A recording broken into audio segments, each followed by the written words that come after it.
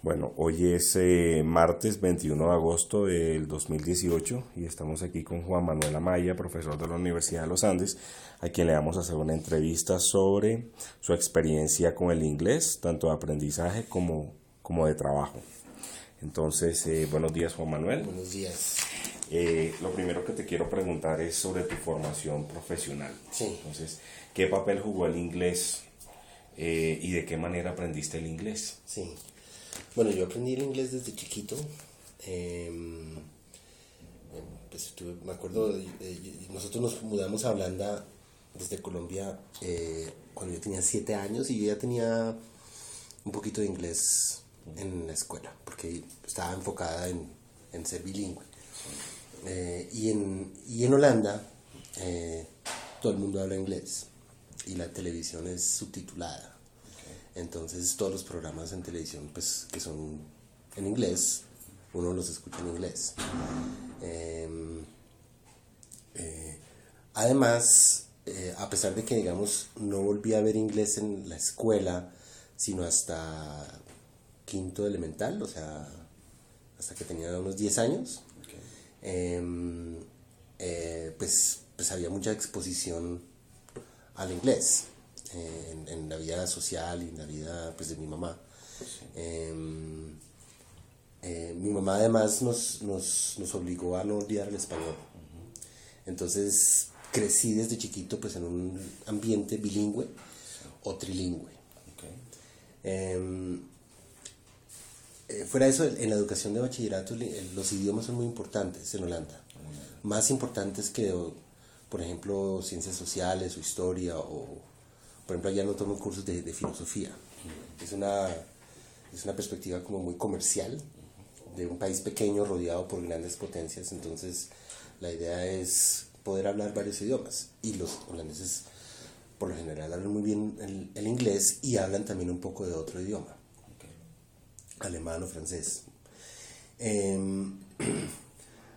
Bueno, después de un año aquí, regresé a Holanda a estudiar Derecho con el propósito de estudiar Derecho Internacional. Y que digamos, a pesar de que todos los cursos eran en holandés, en esa época, hoy en día eso ha cambiado. Pues hablaremos un poco más de eso más adelante. Pero en esa época los cursos todavía se dictaban en holandés, pero la gran parte de la literatura era en inglés. Yo pues hice amistades con todo tipo de estudiantes de intercambio, etcétera. Entonces yo tenía una vida donde el inglés se usaba mucho. Y en mi profesión pues de Derecho Internacional pues me tocaba usarlo mucho. Ya después en la universidad, cuando empecé a trabajar, al mismo tiempo que trabajaba en mi doctorado, allá cuando uno es doctorando, uno es miembro del departamento, uno no es estudiante. Entonces también eso implica a veces pues, que uno tiene que dar clases, etc. Entonces a mí como aquí, desde temprano me pusieron a dar cursos en inglés. Porque pues me iba bien, entonces mejor que a los holandeses que tienen, a pesar de que lo aprenden mucho, no eran tan fluidos en los lenguajes como yo. Esa suerte la tuve. Y entonces viví de cerca, pues sobre eso podemos hablar más, viví de cerca toda esa transición, digamos, de la academia holandesa hacia una educación más y más y más bilingüe. Que ha también pues llegado a ciertos límites, o sea, se ha insistido mucho en eso. Después de eso estuve trabajando un tiempo, estuve en Estados Unidos 6 meses y estuve como visiting researcher y me conseguí un puesto en una universidad internacional en Costa Rica que se llama la Universidad para la Paz o University for Peace o UPeace.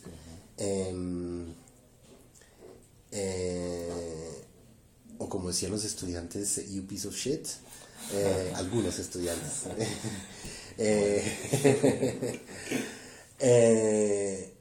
Y eso era un ambiente totalmente internacional, a pesar de que la mayor parte del staff administrativo era costarricense. y una buena parte de los profesores pues eran, digamos, de países latinos. El idioma de trabajo y el idioma de enseñanza era en inglés. A estudiantes de todo el mundo, realmente de todos los continentes.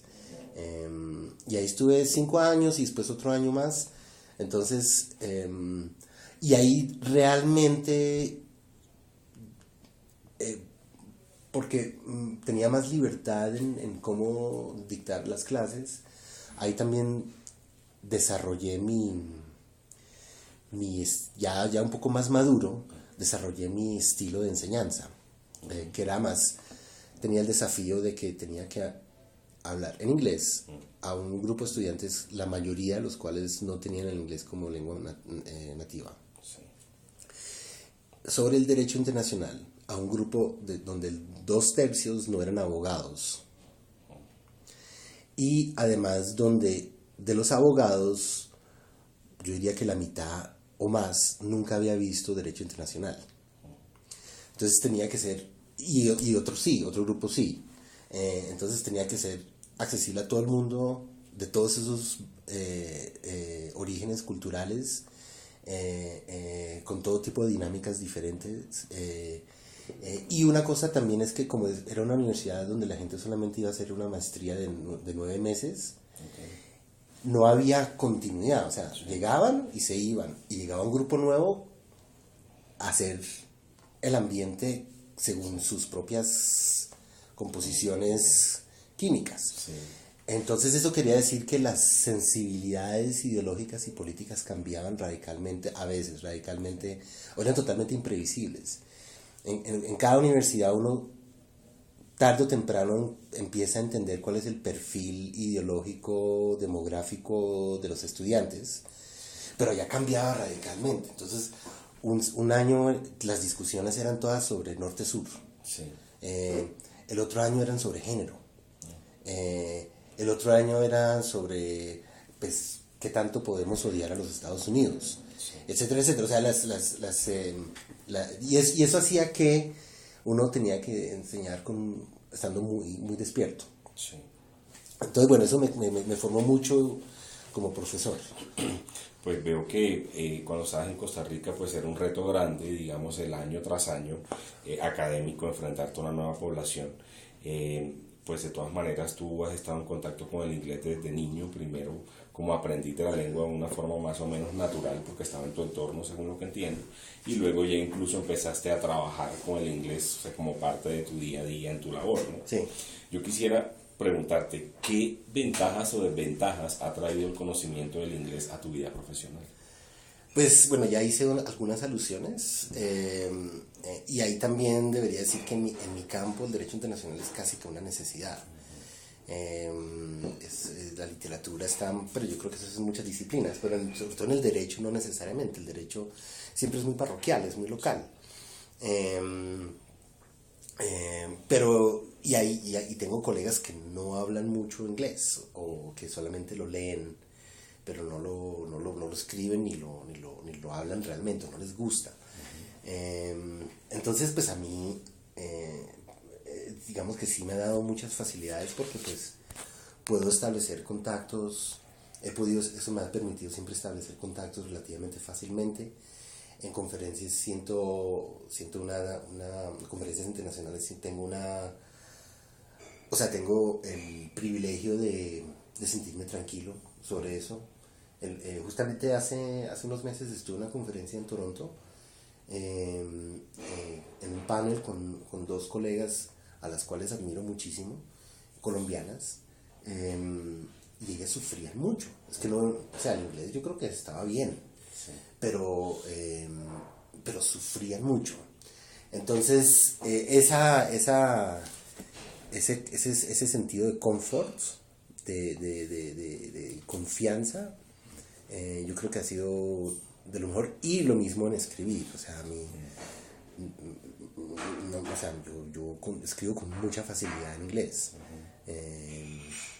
y entonces yo creo que eso también ha facilitado en la producción académica.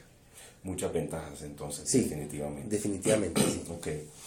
ahorita decías algo muy interesante, hablabas sobre la composición de los estudiantes, de la clase, las dinámicas que se armaban en las instituciones. Entonces quisiera que pasáramos a la parte de la Universidad de los Andes, ¿no? Sí. Vemos un poquito sobre nuestras perspectivas institucionales, Sí. los estudiantes. Pues el año pasado, 2016, Sí. se aprobó 17. 17, El año pasado es 2017. Bueno, 17. Creo o sea, que en hace el 2 16, exacto, hace 2 años se aprobó el nuevo programa de desarrollo institucional aquí en la universidad, donde hay 2 ejes muy importantes que son el liderazgo académico y la visibilidad e impacto. Entonces, en liderazgo académico te quiero leer una parte aquí. Queremos contar con programas académicos basados en el desarrollo de competencias que sean evaluados de forma integral y sistemática con estándares internacionales bajo principios de calidad, innovación, flexibilidad, interdisciplinariedad, internacionalización y sostenibilidad. Entonces, queremos revisar los currículos, alinear los objetivos de los cursos, los programas y las prácticas docentes. Queremos estimular o fortalecer la presencia del idioma inglés en los programas de la universidad de acuerdo con la naturaleza de estos programas. Queremos ampliar e innovar, flexibilizar la oferta apoyada en tecnologías, y pues también queremos seguir construyendo redes con otras universidades y organizaciones internacionales de muy alta calidad, para seguir construyendo redes de investigación, colaborar con otros profesores, etc. Entonces, pues sabemos que la universidad está siendo muy ambiciosa en esto y queremos saber cuál es como la perspectiva de ustedes acerca de esto que la universidad quiere, en relación con los estudiantes, con ustedes. Entonces, la primera pregunta es, claramente el inglés es muy importante, la misma universidad lo tiene específicamente allí. Yo te quería preguntar cuál es el papel del inglés en el perfil del estudiante actual y del egresado uniandino, desde tu perspectiva. Digamos, la universidad lo dice aquí en el documento, pero ¿cuál es su perspectiva? ¿Cuál es el papel del inglés en el perfil del estudiante actual de la universidad? Bueno, esa pregunta se me hace muy difícil de responder con confianza, porque pues yo no llevo aquí 2 años y pues conozco varios estudiantes, pero no muy bien, y en fin, entonces se me hace como una pregunta muy difícil de responder. Pero yo desde enero soy el coordinador académico de la escuela de verano de la Facultad de Derecho, que es una escuela de verano. Pues ofrecemos cursos durante en el periodo intersemestral, muchos de esos cursos con profesores invitados desde el exterior. O sea, el objetivo en realidad es darle un carácter internacional, y en realidad la estamos empezando a llamar la Escuela Internacional de Verano. Y como como parte de esa responsabilidad mía, yo he ido mucho a las clases en la época de marzo, abril, para vender los cursos, vender la participación de los estudiantes, porque los tienen que pagar por aparte. Entonces, y como parte de eso, pues he desarrollado como una especie de pitch de la importancia para el abogado colombiano uniandino de tomar cursos en inglés o de mejorar su inglés, que es un poquito, pues en fin, trata de ser respetuosa o sea, trata de ser sincera, ¿no? Es sincera, pero al mismo tiempo yo también soy crítico un poco o sea, yo también tengo una crítica de esta internacionalización. Entonces, pues parte de lo que yo digo es que uno nunca sabe, ¿no? Porque yo sé que los abogados uniandinos, pues ahí, no quiero generalizar, pero el estereotipo es una inclinación hacia trabajar en el sector privado, con las grandes firmas, ¿no? Eso no es tan cierto como parece ser en mi experiencia directa, pero yo creo que en mi experiencia directa, los estudiantes que buscan trabajar conmigo como monitores o asistentes de investigación no son el perfil más dominante de la facultad. Pero bueno, entonces ahí no sé, simplemente no sé. Pero tú hablas de la internacionalización, Sí. de la crítica que puede ser acerca de la internacionalización. Sí, pero el perfil, sí, yo no estoy respondiendo a la pregunta. Lo que pasa es que no sé y entonces lo que hago es proyectar un poquito según mi experiencia profesional. Yo creo que en general, para los abogados, y yo he visto, por ejemplo, incluso como estudiante, que mucha gente estudia Derecho con unas ambiciones internacionales, pero en el curso de la carrera se vuelven mucho más locales. Sí.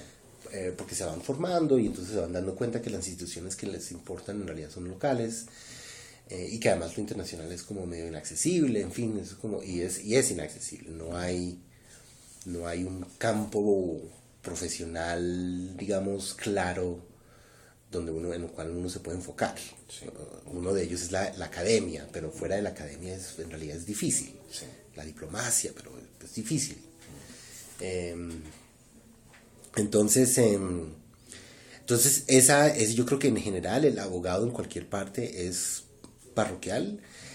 Cuando digamos está en un lugar medio periférico como Colombia, incluso en una universidad de élite, la tendencia tiende a enfocarse en las instituciones locales. Entonces el inglés simplemente no es tan importante, no es necesario, digámoslo así. No es necesario. Es útil. Sí. Es útil, y así es como yo lo trato de vender, como algo que no es necesario, pero que puede mejorar el perfil, que puede dar acceso, por ejemplo, muchos estudiantes, incluso los que tienen ambiciones locales, quieren hacer maestrías en el exterior. Entonces entonces yo lo vendo por ese lado. Es algo que puede mejorar el perfil, dar más acceso a ciertas maestrías, y uno nunca sabe. Sí, claro. Uno nunca sabe quién van a ser los clientes de uno. Uno nunca sabe qué tipo de investigación lo van a poner a hacer a uno. Entonces así lo vendo. Okay. Como algo que todo el mundo sabe que es importante, pero no necesariamente cómo va a ser importante para ellos específicamente. Pero entonces que tienen que estar preparados para el momento en que resulte importante para ellos específicamente. Entiendo. Pero entonces, ¿sí entiendes? Porque en el pitch está implicado mi percepción del papel del inglés para los estudiantes y los egresados uniondinos. Claro. Pues la manera como yo lo veo es, no sé, es una estrategia bastante aterrizada, porque sí, todo el mundo sabe que el inglés es importante, pero ¿qué tan importante va a ser para mí en el campo? Entonces, eso me parece chévere, que lo vendas de esa manera. Sí. Sobre todo que desde el punto de vista que me lo estás dando es muy asociado al derecho, al estudiante de derecho, ¿cierto? Sí. Y pues eso está perfecto.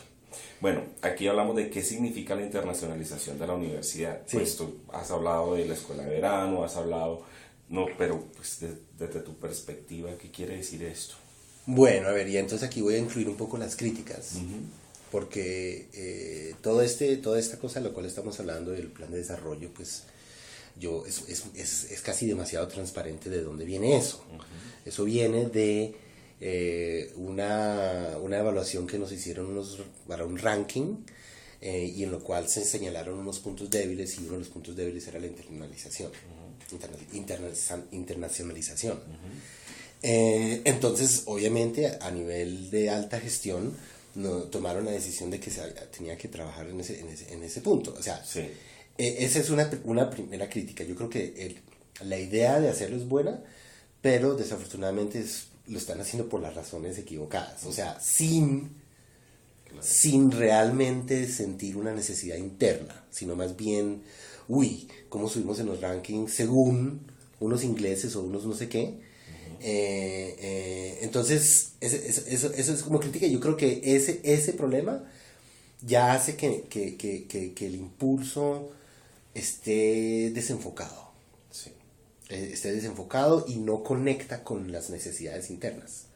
Entonces yo creo que habría que hacer, de forma ideal, habría que hacer un ejercicio de reflexión a nivel de cada facultad sobre qué tan importante es el inglés, y a base de esa reflexión ya diseñar caminos de internacionalización, o bueno, hablamos de inglés internacionalización como si fuera la misma cosa, que tampoco es. Claro.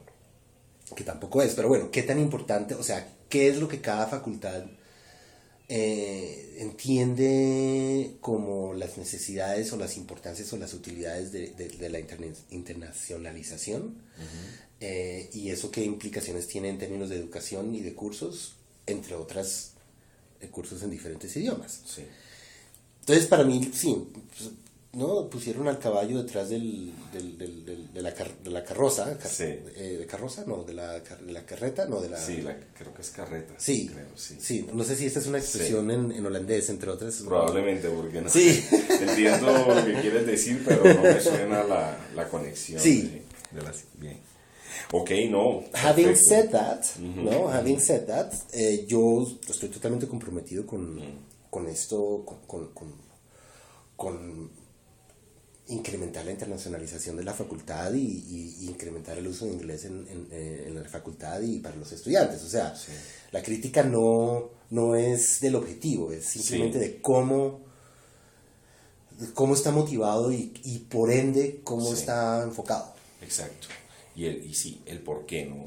El porqué de esa iniciativa que podría ser un poco más aterrizado, un poco más contextualizado. Sí. Pues no sé si de pronto hay algo que decir acerca de esta pregunta que dice que ¿cuál crees tú que es el papel del inglés en la política de internacionalización de la universidad? Pues Pues yo creo que el inglés es digamos, la lengua franca by default, ¿no? Aunque también, pues, se trajo al Instituto Confucio, entonces hay una especie de conciencia de que también hay que tener el chino en mente, y otros idiomas asiáticos.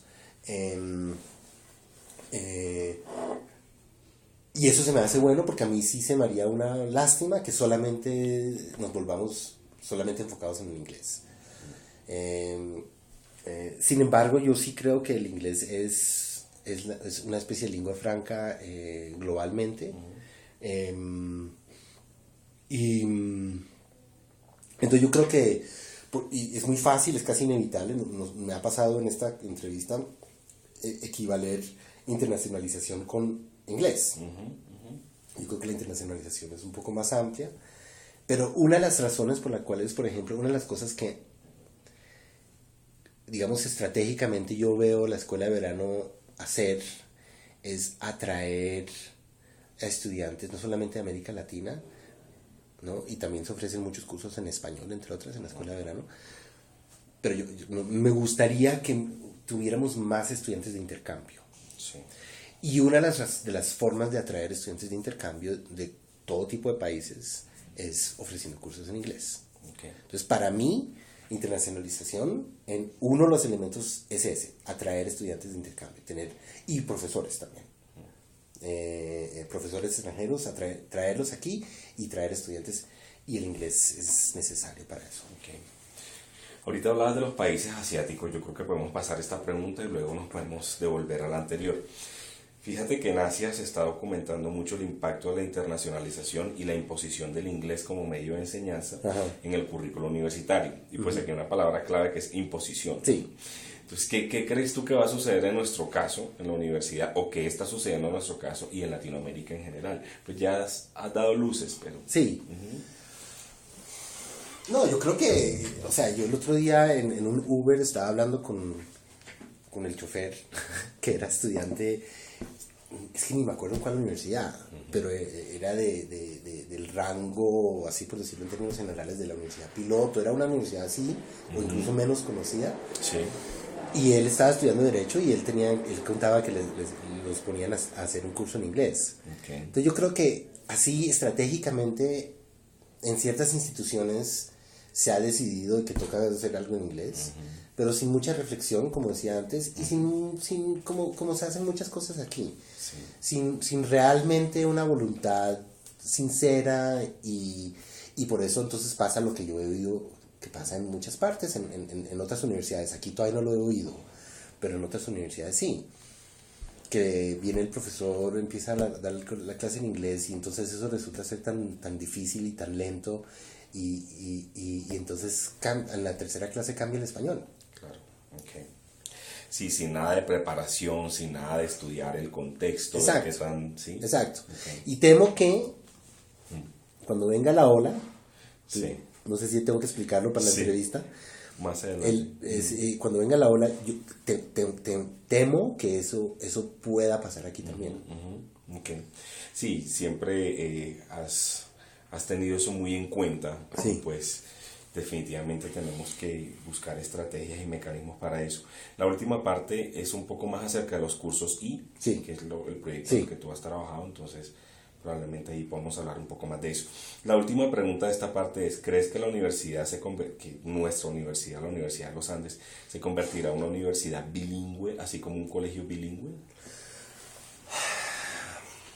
Pues a mí me gustaría que todo el país se convirtiera en una cosa bilingüe. Sin embargo, yo creo que es importante entender hay que situar a los Andes. Los Andes es una universidad de élite,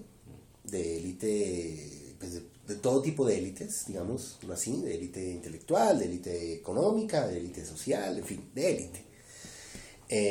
Y como tal, uno de los papeles fundamentales que juega es conectar a Colombia con el mundo. Y yo creo que en ese sentido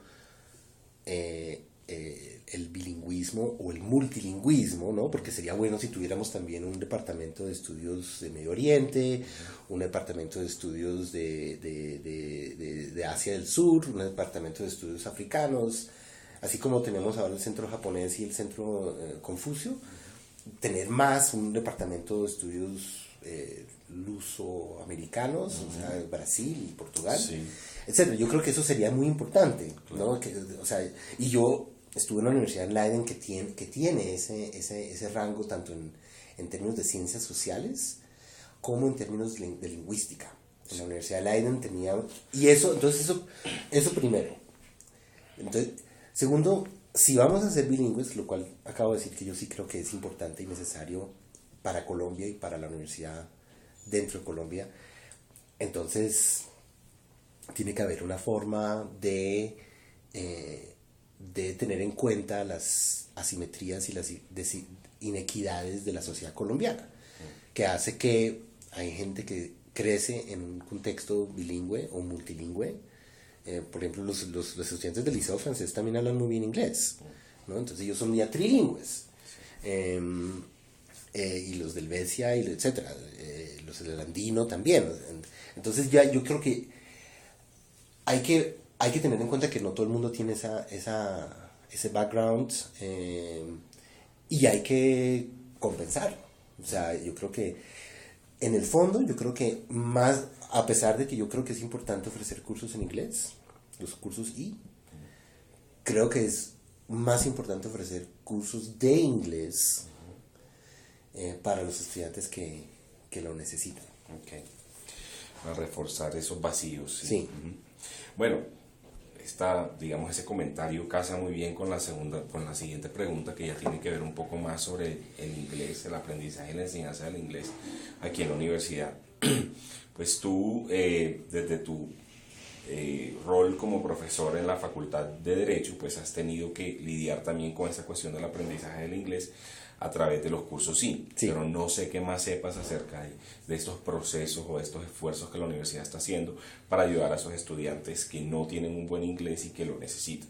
Entonces la pregunta es, ¿qué iniciativa podrías destacar o mejorar sobre el modelo de enseñanza del inglés que está desarrollando la universidad? Sí, bueno, yo creo que en parte ya acabo de responder a esa pregunta. Yo no sé,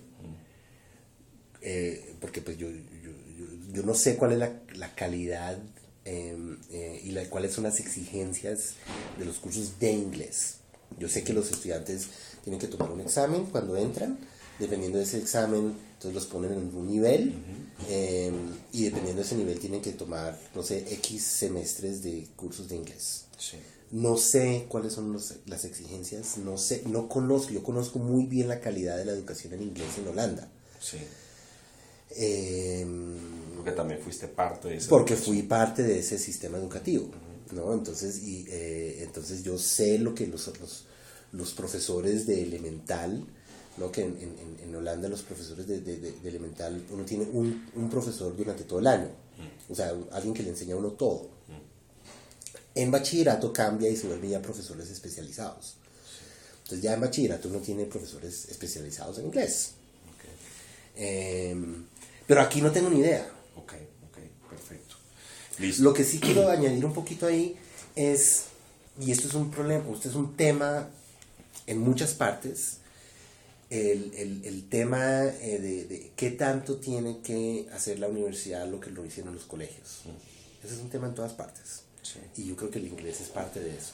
Pero yo creo que en cierto sentido, sobre todo si uno quiere sacar como una universidad ambiciosa como los Andes, quiere sacar lo mejor que ofrece el país en términos de talento humano, yo creo que hay que estar dispuesto a llenar los vacíos de la educación que la educación colombiana ha dejado.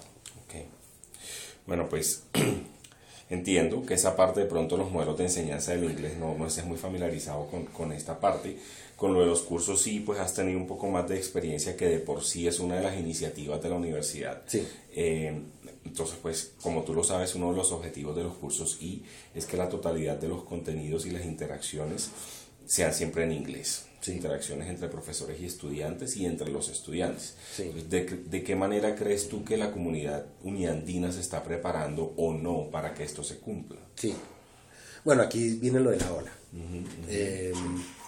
Yo creo que actualmente mi experiencia es que los estudiantes que han tomado mis cursos en inglés son estudiantes de octavo semestre, noveno semestre, que no tienen la obligación de hacerlo.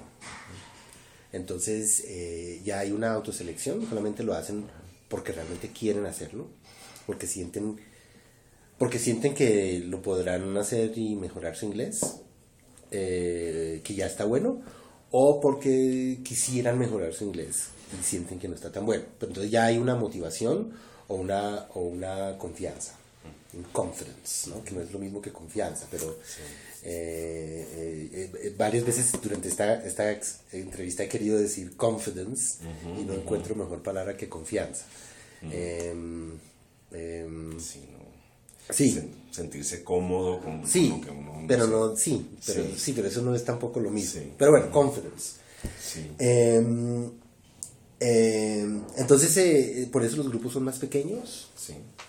En este momento en el curso I tengo 7 estudiantes.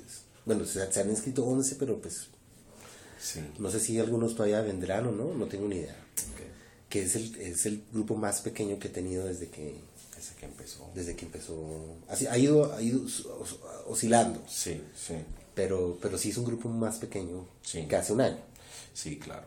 Tenías 11, 12, pues 20 incluso. 20, hace un año tenía 20. Sí.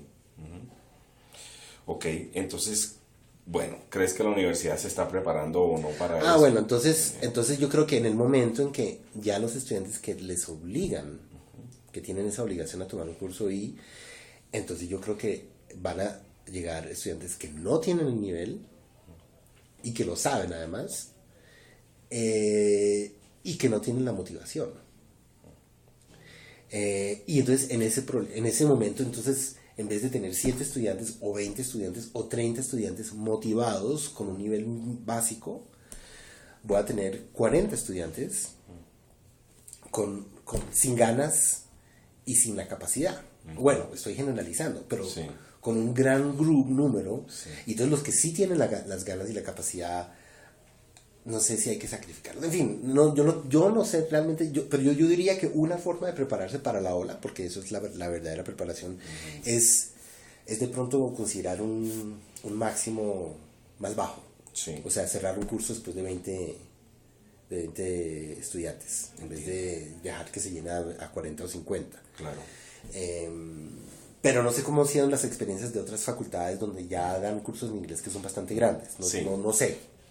Pues sí, ciertamente hay un poco más de trauma cuando el curso es más grande, porque se mezclan mucho más los niveles. Además que esto se ve mucho en los cursos tipo CBUs, donde hay estudiantes con una cantidad de experiencias y de backgrounds que que no necesariamente son tan equiparables ni tan balanceados como de pronto un curso como el tuyo, que es un curso de la carrera, además de estudiantes que ya están terminando. O sea, estos CBUs están muy abiertos. Entonces creo que la experiencia que hemos tenido con estos cursos nos podría servir para prepararnos, y creo que como esa estrategia que estás dando es algo relativamente fácil de hacer, o sea, Sí. 20 estudiantes y se acabó, Sí. y así se asegura un poco más el aprendizaje, ¿no? Sí. Sería. Listo, bueno, a partir de un sondeo general que se realizó a finales del semestre pasado, algunos profesores y acompañantes manifestaron sentirse en el rol de monitores de los estudiantes del curso. ¿Estás de acuerdo con esto? ¿Qué opinas de este comentario? Y si es el caso, ¿qué crees tú que ¿Cómo, se cómo? podría hacer ¿Puedes para repetir la cambiar? pregunta? Sí, los profesores acompañantes Sí. se sentían como monitores de los estudiantes, o sea, los que ¿Ah, sí? iban, sí, digamos por ahí un par de comentarios que apuntaban acerca, sí, a eso. No sé. ¿Comentarios de opinión? quién? ¿De De los ellos mismos? profesores acompañantes, sí. Pues no sé, no me consta. Yo, como sabes, he trabajado con dos diferentes y con los dos tuve mucho contacto durante el semestre, hablando sobre lo que estaba pasando en el salón, sobre lo que estaba, o sea, sobre el nivel en general, y no me consta. Y se me hace un poco raro Sí. que eso sucediera en mis cursos, donde primero que todo ya habían monitores. Este semestre no tengo porque el grupo es tan pequeño. Pero al mismo tiempo donde... o sea, y es que no sé qué es lo que buscarían o sea, qué es lo que los estudiantes buscarían. El desafío justamente ha sido lo opuesto, es incitarlos a que busquen contacto con el profesor asistente o acompañante. Sí. Entonces no sé eso Sí, de dónde pronto viene. en el caso de tu curso, pues no hay como una incidencia de esto. Probablemente pasó en otro curso, ¿no? Sí. Listo. Bueno, pasemos a lo siguiente. Dice, un objetivo clave de los cursos I es ayudar a los estudiantes a mejorar su competencia comunicativa y académica en inglés. Sí. Entonces, ¿crees tú que todos los estudiantes, independientemente de su nivel de lengua, se están beneficiando de esta iniciativa en tu curso? ¿Por qué sí o por qué no? Pues yo creo que en términos de comunicación, si hablamos de comunicación oral, entonces ahí obviamente hay limitaciones, porque no todo el mundo quiere, no todo el mundo puede. Si el grupo es lo suficientemente pequeño, entonces yo los pongo a hacer presentaciones, lo cual yo creo que les sirve.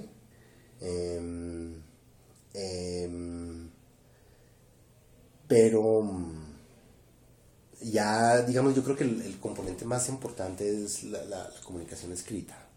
Obviamente que hay la comunicación pasiva, ¿no? Si hay debates, incluso si las discusiones son dominadas por 2 o 3 estudiantes, ya tener que escuchar un diálogo, yo creo que eso es mejor que escuchar un monólogo. Sí. Entonces hay esa cosa de comunicación pasiva, como lo llamaría, no sé si eso es un término que tiene sentido desde tu perspectiva, pero ya, entonces ya la comunicación escrita, yo creo que sí, ahí sí aprenden, o sea, el tener que escribir en inglés, yo creo que eso es un gran beneficio. Ok, para todos los estudiantes. Sí, incluso los que luchan mucho, especialmente los que luchan mucho, Claro. haciéndolo, sí. Sí. Bueno, ¿crees tú que estos cursos son útiles o necesarios para el futuro académico de los estudiantes en el ámbito internacional? ¿Por qué sí o por qué no? ¿Cuál es el ámbito internacional?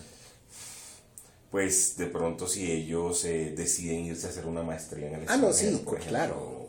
claro, no, Sí. totalmente. Si uno quiere ir al mundo, incluso si uno quiere ir a México o Argentina, yo creo que es útil, sí. Sí.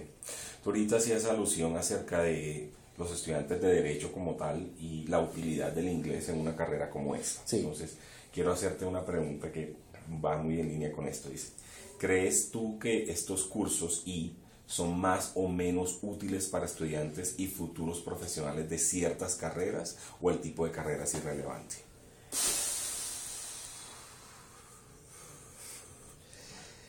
Bueno, yo creo que, primero que todo, yo creo que el tipo de carrera es irrelevante. pero sí, o sea, es difícil porque yo no conozco otras carreras, yo no sé las dinámicas. Correcto. Me imagino, con ciertas carreras tengo tendencia a decir que pues sí, yo me imagino que allá yo me imagino que es más importante si uno estudia economía que si uno estudia psicología.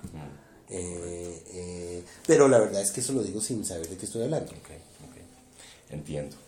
Digamos, hay una intuición que te dice que puede que ciertas carreras se beneficien un poco más, pero pues no estás muy seguro, porque pues tú conoces mucho, es tu campo, ¿no? Sí, y mi posición es que es irrelevante. Porque yo diría, y justamente yo diría que el perfil del abogado uniandino, por ser derecho, lo cual es una carrera muy parroquial en general, es uno de los que yo pondría menos relevante. Pero aún así, siento que es importante y útil. Sí, listo.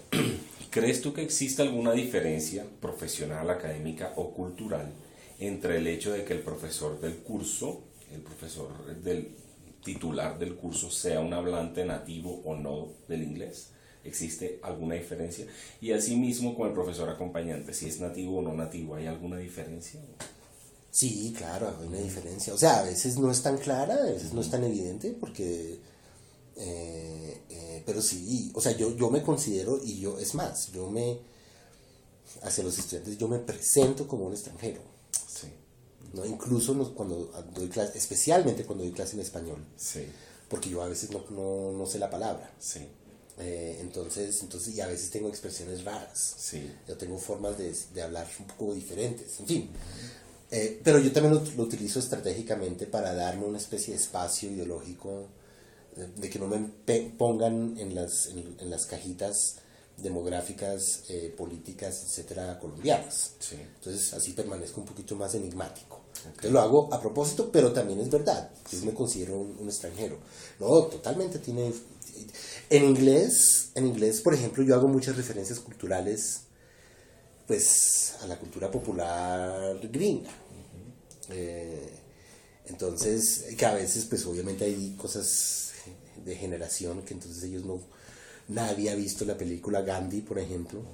Que yo hago una referencia a esa película que es relacionada al contenido del curso. A veces trato de hacer chistes, pero pues sí. Nadie conoce a Monty Python. Pero bueno, eso también yo trato de ser muy consciente y abierto hacia ellos de que estoy haciendo eso. Y a veces explico la referencia cultural. Okay. Pero sí, no, totalmente. Y bueno, tú has tenido experiencia con profesores acompañantes nativos y no nativos. Sí. ¿Ves alguna diferencia allí según tu perspectiva? O... Pero para mí la diferencia entre las dos personalidades es mucho más relevante que el hecho de que uno sea nativo y el otro no. Entiendo. ¿No? Marie es un extrovertido. Ricardo es lo opuesto. Sí. Es muy cundiboyacense. Formal, sí. Es mucho más formal, pero yo creo que esa diferencia era mucho más notable que la diferencia entre... Que hable o no como su primera lengua. Sí. Entiendo. Sí. Es más, Ricardo, las primeras veces que yo hablé con él, estaba hablando con Mary y entonces pasaba Ricardo y se saludaban, entonces hablábamos los tres. Yo juraba que él era gringo. Sí. O norteamericano. Claro. O canadiense, o sea... Sí. Y solamente después, cuando escuché su live story, como se dice, supe que no. Claro. Que sí hay una cosa ahí de inmigración, pero no reciente, pero no, o sea, cambió mi perspectiva. Porque él sí tiene un poco el demeanor. Sí. Él podría muy bien ser un gringo. Un gringo, sí. Listo. Muy interesante eso que habla sobre la diferencia más de la personalidad que la lengua como tal. Listo. La última pregunta es, ¿qué identidades forjan los estudiantes uniandinos con respecto a estudiantes de otras partes? ¿Crees que el inglés tiene algo que ver? ¿De otras partes en Colombia o de otras partes? Yo diría que otras partes en el mundo, como estudiantes internacionales. Pues últimamente hemos tenido un flujo un poco mayor de Sí. estudiantes internacionales. Sí. Entonces, Pues yo no sé, yo los veo, yo en general tiendo a verlos un poco, sobre todo los de derecho, pero esos son los que conozco. Pero lo que pasa es que son niños sí, sí. que viven con sus papás. Entonces viven en mundos muy cerrados. A pesar de que hayan viajado, algunos han viajado y ya conocen al mundo, pero con sus papás. Sí. Entonces, eso es lo que yo diría es una de las características que los distingue de los estudiantes internacionales. Pero entonces yo los veo como muy cerrados al mundo. Sí. Y parte de lo que yo busco, bueno, yo enseño Derecho Internacional, parte de lo que yo hago es tratar de situarlos en el mundo para que vean que lo que sucede fuera de nuestras fronteras nos impacta directamente, nos moldea mucho más de lo que pensamos, determina nuestras opciones como país, como sistema político y jurídico. Sí. Pero en general, y con relación a los no uniandinos en Colombia, no sé. Yo siempre les cuento un chiste sobre el abogado uniandino que me contó un amigo abogado rosarista. Que es que el abogado uniandino es muy bueno hasta que se cae Google. Está bueno. Y lo cuento y después digo que en realidad es un cumplido. Sí. Porque justamente saber moverse en el mundo del conocimiento que es global, ¿no? Google, es mucho más importante y mucho más útil. Claro.